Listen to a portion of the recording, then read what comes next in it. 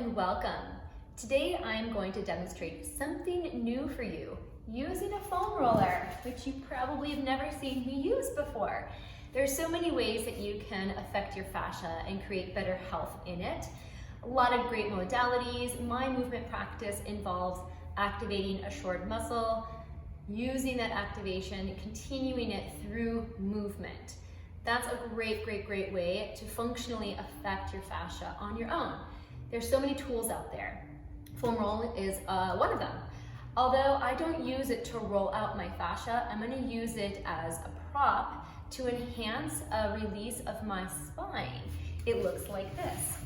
Take your foam roller. You can do this on the floor certainly if you don't have a foam roller, but this is what it looks like if you want to use it. The benefit of using it is that you have more pronounced articulation of your spine. When you're laying on it, you want your sacrum to be connected and your head, meaning you don't want either one of them falling off the end. There's so many things you can take your time to notice. Do you notice one part of your glute touching more than the other?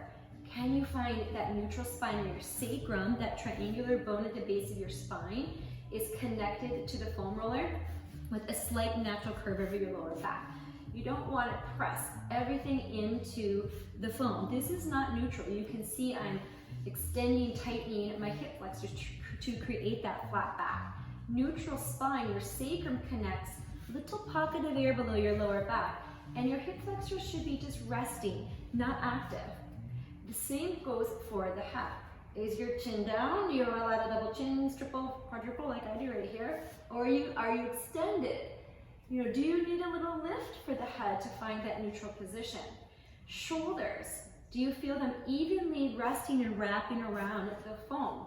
For me, I do feel more pressure on one side than the other, so that's giving me a clue as to where I might be having some restrictions. All right, this is how this fascia activation, spinal articulation looks like. Going into a bridge on the foam, press evenly into your feet, 50% body weight in both your legs. Once you have that, then your hips are gonna lift up. This is your bridge. Notice what happens with the contact with your head. Use that contact. Feel it a little bit extra by pressing down.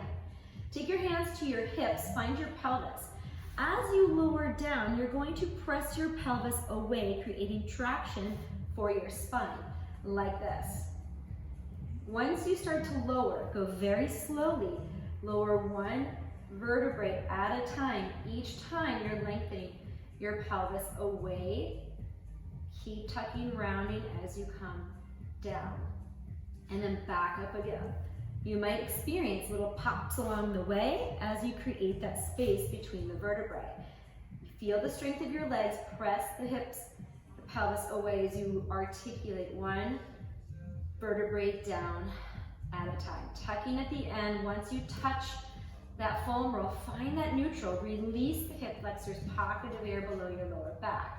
2 more times. Press the hips up, hands to the pelvis, press the pelvis away. Slowly lower one vertebrae at a time. Keep lengthening. You can use your legs to help. Good. Neutral spine. I scooted down too much. Scoop back up. One thing that you might find is as you get lower, are you able to tuck the tailbone and round through? I currently am not. That is something I am working on. And up with the hips, hands on the pelvis. Press the pelvis away.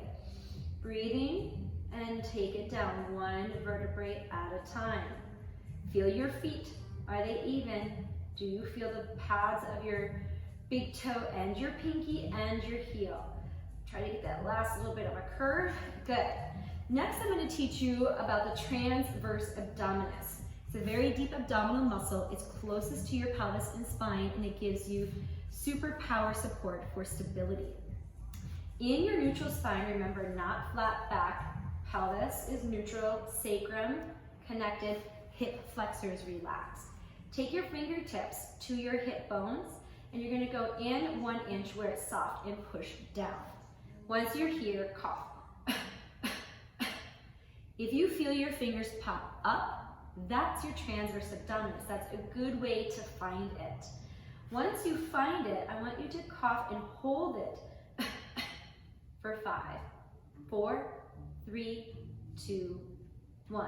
This is a very tricky thing because you can push your belly out and your fingers might still go up, but you don't want to do it that way. You want the muscle to bring your fingers up.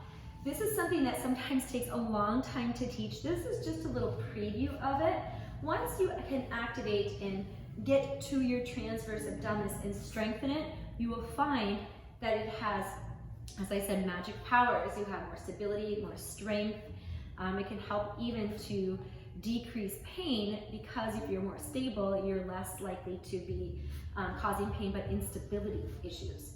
Fingertips to the hip bones contract the transverse. Again, your transverse acts like a sandwich on the top, your sacrum on the bottom, sandwiching everything in between.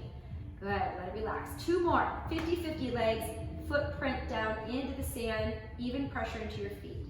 Cough, hold, 5, 4, 3, 2, 1, relax.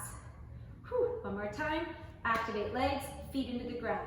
Cough, hold, 5, 4, 3, 2, 1, relax. If you're on the foam roll, slowly roll to the side to come out and up. Excellent. I think I'm going to call this part 1 because next time I'll post a video on part 2, meaning that we'll take that same transverse education and apply it into a stability strengthening exercise. All of this with working with the fascia is a great way to get more functionality, better mechanics out of your beautiful body. If you have questions, leave a comment, reach out to me, check out my website, fascia-fix.com. I offer a lot of great courses there that can help you along in your journey, and I'm also here for virtual sessions. If you have any more questions, let me know, and thank you for being here. I'll see you soon.